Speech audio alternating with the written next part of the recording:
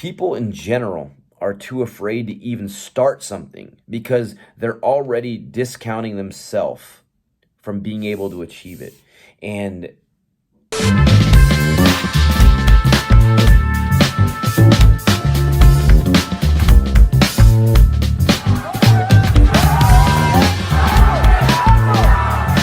this is the Savage Hour Podcast. We take you inside the mind of fighters, athletes, and entrepreneurs.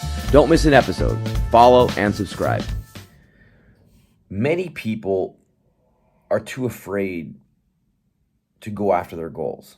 And they're afraid because they're afraid of failure. They're afraid of what other people will say or think. They're afraid of letting people down. They're afraid of not having the answers, not being good enough, whatever it is.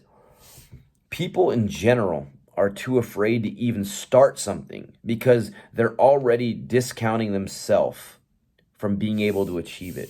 And the most successful people in the world, whether it be business, sports, or anything, it's not that they weren't afraid. It's just that they weren't allowing to give in to the fear. And I think that's one of the things that a lot of people get the misconception that fear is a weakness. And I would disagree. I think it depends on what you let that fear do.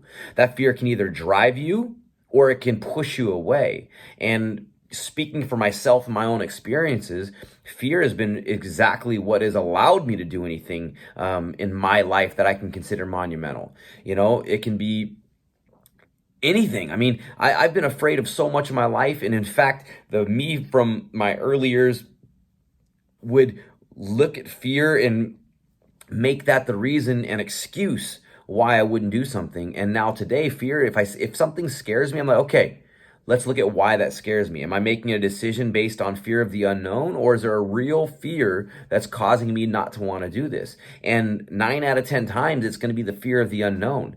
And if it's the fear of the unknown that I'm running away from, well, then fuck you. I'm going to stand up and I'm going to fight this thing. You know, that's how I've done anything in my life. And when I start comparing these stories to other people that have done amazing things, it's the same exact thing, the same exact thought process. It's okay. It's not that I'm not afraid of this, it's that I'm not willing to back down. And most people in general are going to back down first. And I see that people are afraid to compete because I didn't train enough, or whatever their excuses they make in their head. They're afraid to open a business because it's not the right time. I've got to get these other things taken care of. They're afraid to start a family because, I don't know how to be a father, or whatever. My past history with my relationship with my parents isn't good. Those are all fears, and they're valid fears if you let that be valid. You know, I had my kid 16 weeks ago, my son, and I am terrified. I was terrified then, and I'm terrified now. But it doesn't mean that that's the reason that I wasn't going to let that happen. You know, my wife and I talked about it, and we we're like, yeah, you know what? It's terrifying. Let's do it. All my fights that I've ever had have been terrifying. I look across the cage from the guy, I'm terrified. But I don't let that actually cause an effect to change the outcome before it's happened. And that's one of the things that most people do. They're going to allow the fear to change the outcome or dictate the outcome before it's even happened. And that is a choice.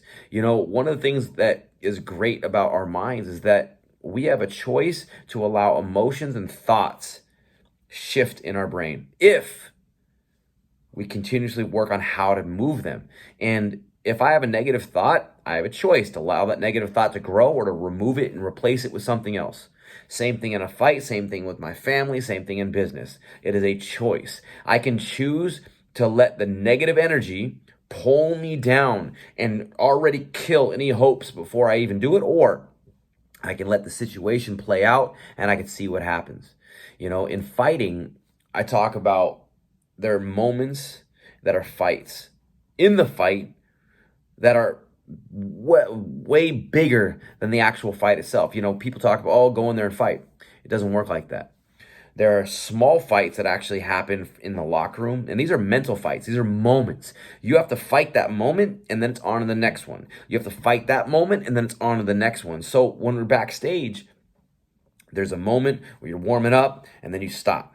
Okay, now I gotta beat these thoughts because I know what's coming soon. I can't put any energy into that because it hasn't happened yet. I gotta worry about my emotions right now. I gotta worry about making sure that I'm breathing, making sure that I'm stretching, making sure that I'm working on the techniques that I need to apply when the moment matters.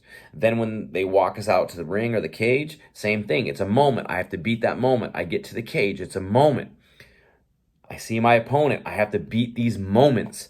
Because if I don't beat that moment, the fear and the pressure and the stress of that moment is going to influence the moment that comes next and next and next and next. And then by the time I realize it, I'm getting my ass beat in a fight because I did not beat and win that moment that happened 30 steps ago.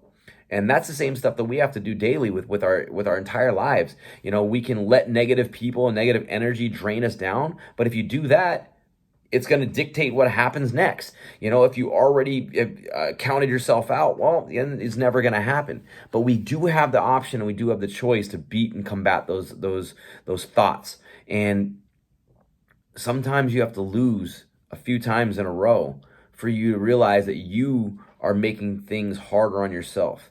And if we could just say, okay, I lost this moment, or I lost this opportunity, or I lost this job, or whatever it is.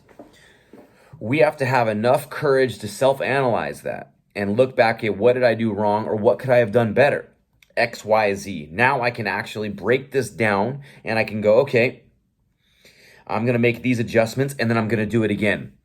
And if we fail again, we can't let that failure be a reason for us not to do it again. It has to be another building block. I have to take this again, bring it back to the lab, dissect it, and do it again. Dissect it and do it again. Dissect it and do it again, because eventually we're going to get step and step closer to actually achieving it. And then once we do, boom, we get that successful moment.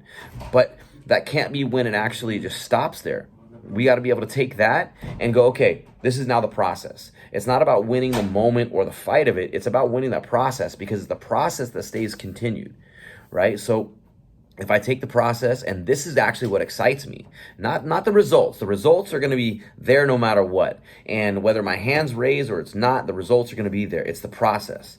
So I can take this process to everything that I do, and that becomes what I'm actually obsessed with. And if you do this, the fear of getting started will be gone. The fear of failure will be gone. The process is what allows us to actually dissect and really self-analyze everything that we're doing.